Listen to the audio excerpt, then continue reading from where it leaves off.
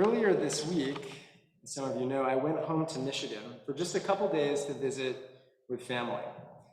And one of my most favorite rituals when I'm there is to look through boxes of my old stuff. Photos, diaries, bar mitzvah cards, notes passed in middle school. There's always great content in there, and this time didn't disappoint.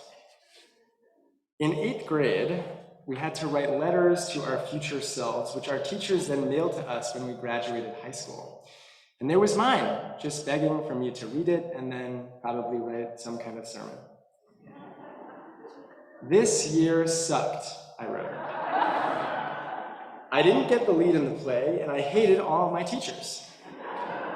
I hope in high school you got to be good characters in all the plays, and that people think you're smart and funny." All right, thank you. And then, in a string of non sequiturs, I wrote a list of hopes for myself. "I hope by now you keep kosher, okay, and are really tall.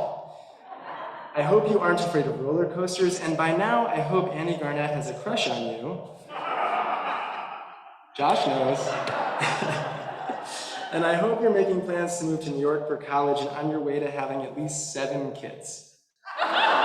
Which I named. And somewhere toward the end, I added that I hope things are better for you than this year was for me." My heart kind of broke when I read that last part, but whenever you read something like that, it's a little bit of laughing and crying all at the same time. And sometimes I'm amazed by how much of my adolescence was self-documented. And I'm always appreciative, even if it's uncomfortable to read at times. It's a unique sensation to be able to chart your own growth, recognizing familiar building blocks that you reorder and reshape over time, getting a chance to grapple with who you once were.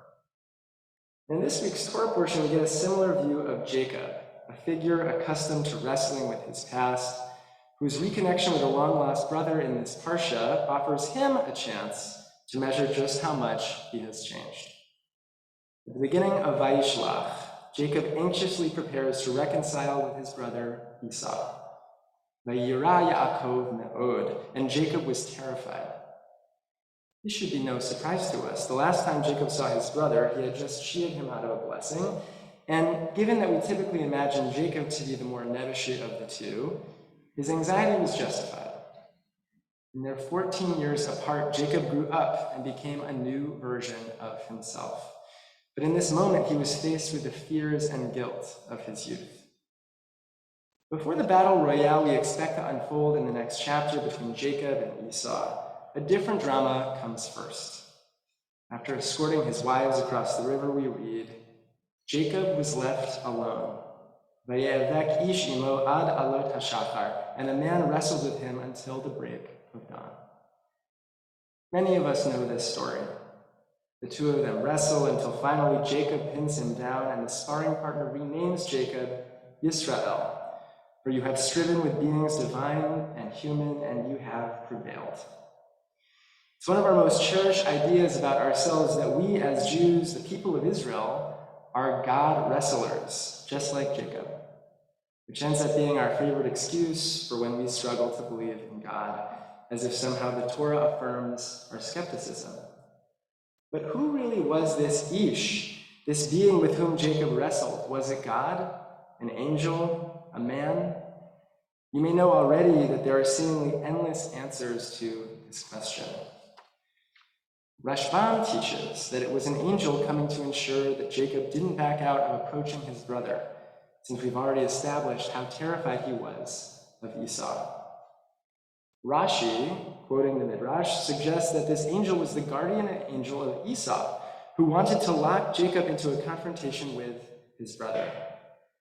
And others teach that the man was Esau himself, shrouded in darkness, getting out all of his rage toward his brother, which would explain their shockingly pleasant reunion a few verses later. Hasidic commentators, however, tend to prefer a different approach, that the angel was part of Jacob himself.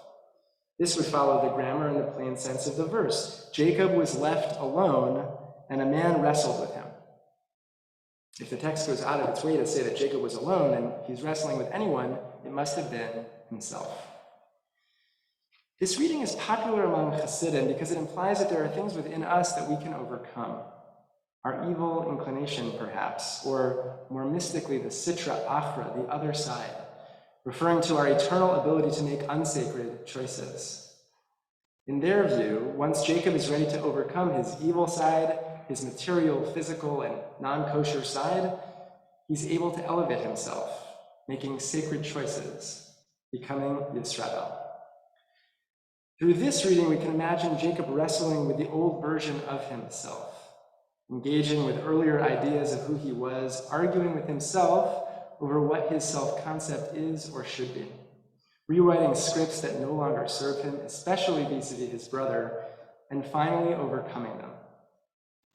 This is what Carl Jung would have described as the shadow self, the part of our subconscious where we place ideas, desires, and insecurities which we don't want to accept. Things we're embarrassed by from our youth, perhaps, that remain part of us. According to Jung, the shadow self often appears in dreams, which draws an even neater parallel to Jacob as he wrestles with this figure in the nighttime. And if the key to working towards self-actualization is not ignoring the shadow self, but addressing it head on, this is precisely what allows Jacob to move forward in the story. Looking at old scripts and addressing them as a way of fortifying the new script he's choosing as an adult. Shortly after his encounter with the Ish, when Esau and Jacob hug each other, it's because as Israel, or Yisrael, he's done the work to become a different version of himself. And when we see their loving embrace, it may not be because Esau no longer hates Jacob, but maybe because Jacob no longer hates Esau, or because he no longer hates himself. When he encounters his brother, he's able to feel tangibly the growth he's made by standing right in front of the person who defined his adolescence. Returning then to the letter from my adolescent self. On some level, it seems that as a kid, I wanted to overcome my own sitra achra. I hoped I could become more confident and less anxious, and taking a cue from Chabad, I suppose, I hoped to become more kosher, overcoming my literal sitra achra. Some of what I hoped for happened. Not the part about marrying Annie Barnett. But when I read that letter this week, I was confronted with my shadow self and all the ways in which I wanted to change throughout my life, but haven't yet. I was reminded of ancient grooves in my soul that are still there, patterns or triggers that will always be with me. If that former me was grappling with his present in writing those words, the present me reading them was too. Charting my growth against an old familiar place, reading the words of an old familiar person. And it's part of a yet unfinished process of grappling and becoming. Though we tend to refer to the idea of Yisrael when we think about our wrestling with God, we might also try thinking of being the people of Israel as an imperative to wrestle with collective shadow selves from our past. On an individual level, we might force ourselves to grapple with who we are as a way of emboldening who we want to become. On a collective level, we might try owning painful truths about who we were as Jews and as Americans in hopes of becoming better. In this coming week, as many of us return to places and people from our pasts at Thanksgiving, may we encounter that unique blessing of seeing and feeling our own growth. There are challenging aspects to being in ancient places and ancient people, with ancient people. May we learn from them. May we channel the aspect of being Yisrael that addresses and embraces and becomes. Shabbat Shalom.